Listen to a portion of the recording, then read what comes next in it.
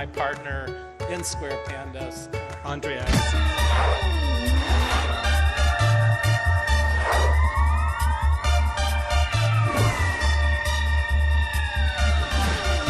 Andre Kirk Agassi was born on the 29th of April 1970 in Las Vegas in the United States of America. His talent was noticed fairly early by his father. My father was set on me playing professional tennis, and I didn't really have a choice. I needed to find my reason for what it is I was doing, and I did. Andre held the world #1 ranking while winning 8 Grand Slam titles, an Olympic gold medal in 1996, and a total of 60 single titles during his professional career. In 2001, he married former world #1 tennis champion Steffi Graf, with whom he has 2 children. Andre retired from professional tennis in 2006. You have pulled for me on the court and also in life, and I will take you and the memory of you with me. Thank you. But he continued to play in charity tournaments. Andre is also involved in many philanthropic activities, and he has created Andre Agassi Charitable Foundation, Andre Agassi Foundation for Education, and Early Neuroscience Foundation. For the last 20 years at the Agassi Foundation for Education, our mission has been to provide high-quality childhood education. I believe technology can play a key role to this objective, and that's why I and the Agassi Foundation for Education have chosen to partner with Square Panda. I would never ask anyone to get involved in something I didn't believe in. Square Panda is unique and has the potential of creating generations of confident readers. With education, there is hope. Thank you. So at this point in time, I'd like to bring out my partner and board of directors member, Andre Agassi.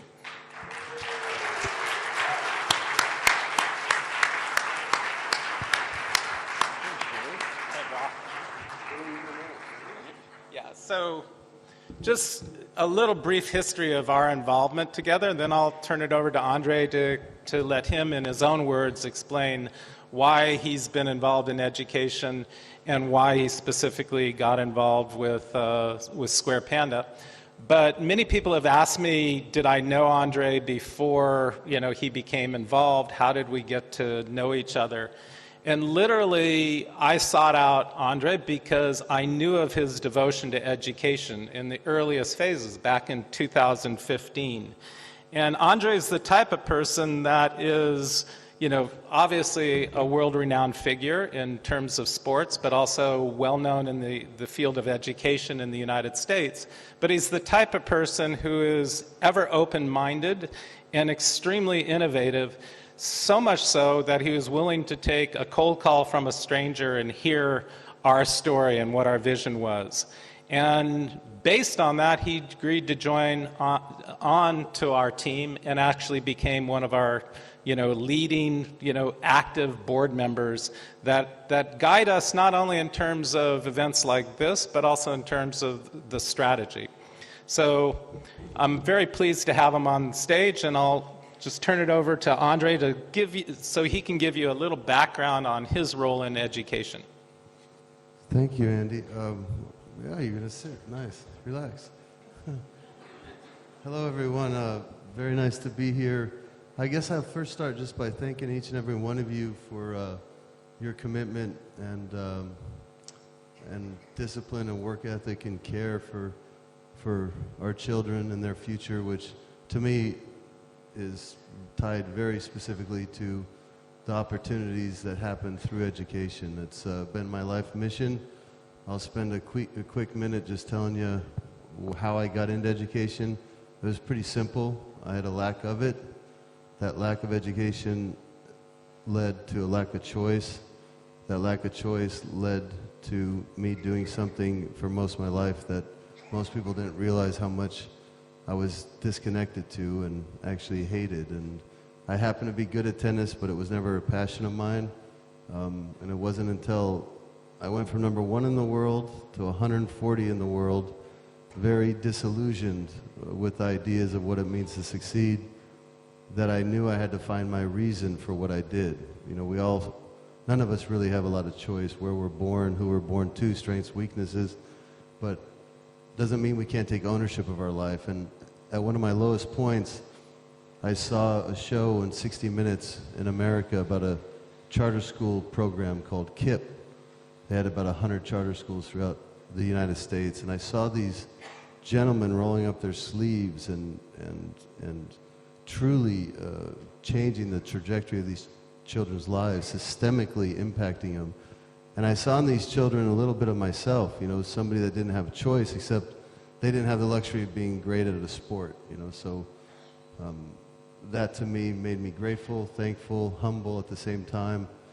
And what seemed to be overnight, I took out a $40 million mortgage to build my own charter school in the most economically challenged area of Las Vegas. My home, where I was born. We're the 5th largest school district in America. We're 50th in kids we put into college. This $40 million mortgage was more than I could afford at the time. I assure you, sleeping medication is no match for a $40 million mortgage. You have to figure out how the hell you're going to pay for it. And that's what tennis became for me. It became a vehicle, a resource, an opportunity, a platform to bring awareness and to raise resources to not fail these children. My goal was to prove that children don't fail us, we fail them. Fast forward a few years, I built a school for 1,200 kids in a state that we graduate 50th. We're now graduating 100% into college. As difficult as it was raising the money, what was more difficult was having 1,200 kids in the school and over 3,000 kids on the waiting list. This was unconscionable to me. I had to figure out how to scale what I was doing. And I realized really early on that you know, philanthropy is so important. It can be used and infused in certain ways very effectively, but it's not a scalable solution. You know, philanthropy ends. I raised about $185 million of philanthropic money over about 15 years to build this school so it can live in perpetuity. You know, but philanthropy ends when philanthropists run out of money or redirect the interest of their money. So I knew this wasn't a way to do it. And then I tried through legislation. I thought maybe creating and showing the change that I'm doing in the school could help me affect some legislation that could change our state from 50th and move the needle a little bit. And this was also a futile effort. So I was kind of confronted with, well, geez, I've raised a lot of money for this mission. I don't teach these kids. I don't operate this school. I'm not an educator. You know, I'm not an operator. What am I? And I kind of concluded that I'm a facilitator, really, a facilitator of options, of solvents for real daunting societal issues. And I started to look deeper into charter and how I could scale this mission.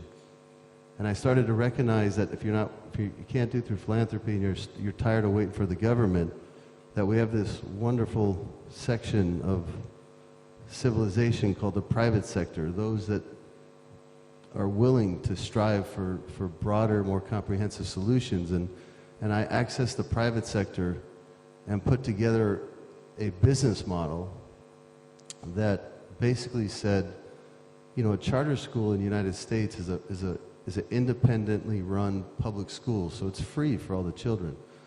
But the operator, to run it independently, can't access taxpayer dollars for the facility. But if you can actually provide the facility and there's a demand and the kids go to the school, it's one heck of an opportunity to maybe have a business model that might overlap with somebody that isn't looking for huge returns as an investor, but they still want to see huge societal change.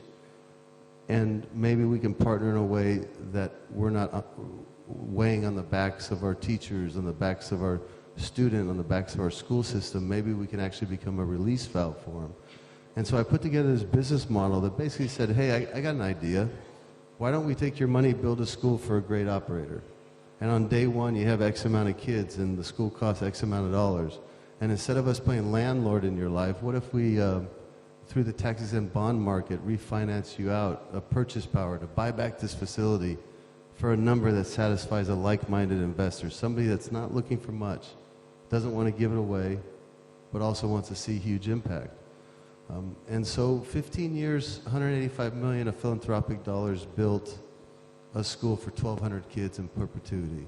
And the last 6 years with this model, we've deployed over $1 billion across my home country, United States, and we've built over 70,000 high educational quality seats. We've built between 90 and 100 schools. Some are still some are still building as we speak. We have 100 more to go, at least.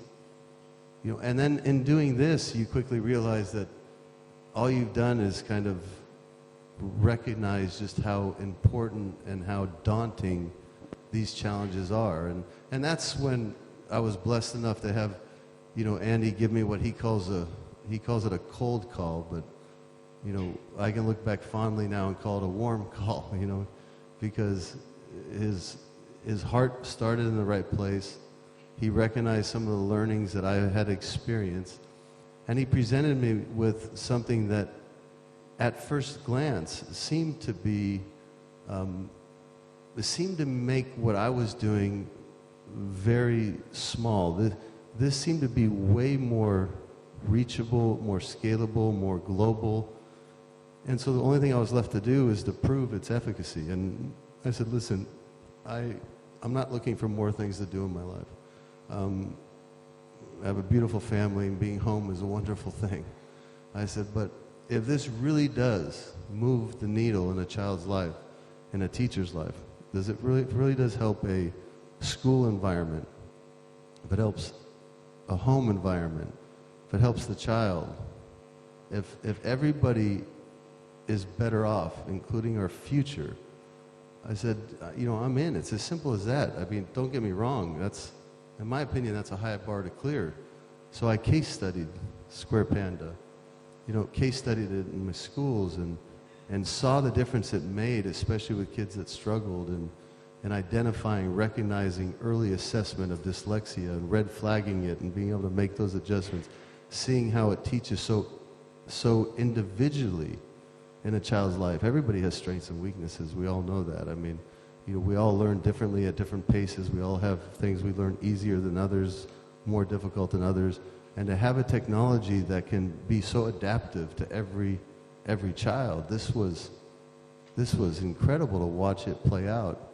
And when I saw the difference it made, I mean, I was willing not just to put money behind it. I mean, this is the easy part, I mean, I was made my life economically was done a long time ago. I mean, but putting my brand, my time, my energy, it would be a tragedy in my mind for this not to be delivered, to all those who can benefit from it. So it's not as simple as just saying, I got involved. I mean, and I sit on the board, and yes, all those things are true, and I invested in it, and I'm here in Mumbai, and I get it.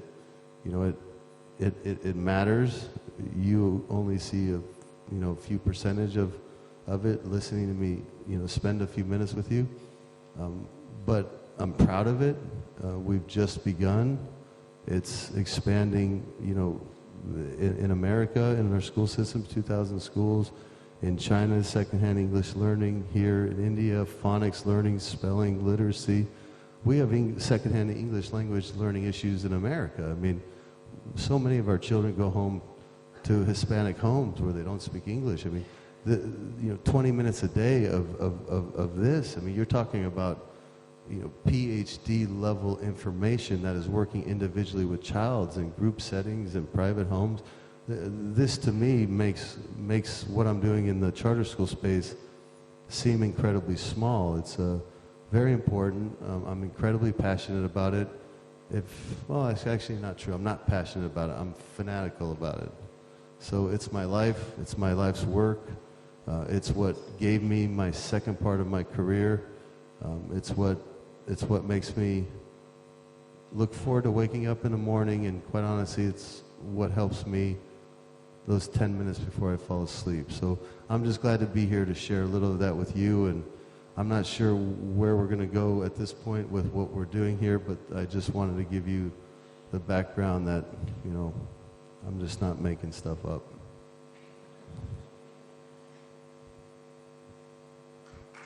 Thank you, Andre.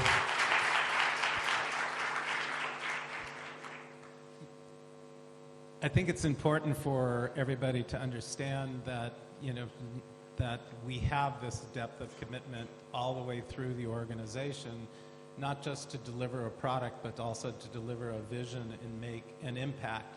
And do it in a way, as Andre so eloquently and innovatively described, in a self-sustaining way, so that we can take all of these great results that we get in the short term, plow it back in terms of future research and optimization, and keep advancing the state of understanding of what it takes to acquire a language, and then also be able to become literate, and then ultimately get to the level of comprehension so that you can digest all that valuable information and advance your knowledge base. So once again, Andre, thank you for being part of this venture and this adventure also, because it's been both. And you're a fantastic friend and supporter, and I deeply appreciate everything you've helped us with. Yeah, definitely. Is there any questions in the audience? I'll hand the mic over to Ashish, or do we have a portable mic there? No obligation for questions if you're just here to enjoy a lunch or something, but I just thought, while I'm here, if there's any real specific questions you have, I know over here. Go ahead, I can hear you. I'll repeat your question, it's all right. Were there any learnings from your previous tennis play that you brought into the education space? Learnings from my tennis that I brought into the education space, yeah. So let me explain to you what tennis is in a nutshell. You don't have to be good at it, you just have to be better than one person. So what you really call that at the end of the day is problem solving. So what I've taken from tennis into the educational space is a discipline, a practiced approach, a work backwards from a goal and objective, you know, that problem-solving mentality to solve what I believe is our greatest problem, which is, you know, figuring out a way to scale the best-in-class practices that can impact as many children as possible. So you know, I always work backwards from a goal on a tennis court. This is one of these interesting spaces where I feel like I'm just swimming out and discovering new territories, because I never would have thought that I would be here, right? I mean, I'm an 8th grade dropout.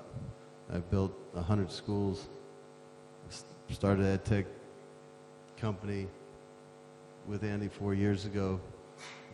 You know, and who knows what it means and the implication. So I don't even speculate on going further, but yeah, that problem-solving thing has led me on an adventure that I feel like I have to, you know, navigate, and I have the skill set and the discipline and the passion and the daily commitment to doing so. So you mentioned that another education is what prompted you to or drove to something and learn that. So to me, you come across as a long time for passion through. Why did you do it? What does it still mean that education denied you? It is meaning that children should have access. I would have to just, if I had to simplify that, I'd just say choice, you know. As an athlete, and many of you who probably have children in the room who play sports, I know you pride yourself on education in this country a lot, but we all share different experiences with the same journey, so I'm sure there's a lot to think about the dreams of athletic success, but think about what you're winning. If you have athletic success, you spend a third of your life not preparing for 2/3 of your life. And that happens to be if you're that 0.1%. And by the way, if you're that 0.1%, that doesn't mean your career lasts forever because of injury. By the way, if you're that 0.1% whose career lasts a long time, that doesn't mean you're smart enough not to lose your money doing something else. And by the way, if you're that 0.1% that is smart enough and healthy enough to not lose your money, doesn't mean somebody's not going to steal it either, right? I mean, I can tell you the weeds of what it means to be a professional athlete. So when you take away the athletic part of it and you just talk about a person's future, I mean, I know what it's like to see successful people give up a third of their life to not be prepared for 2/3. I can't imagine that happening without a foundation at least to stand on at the end of it. Square Panda.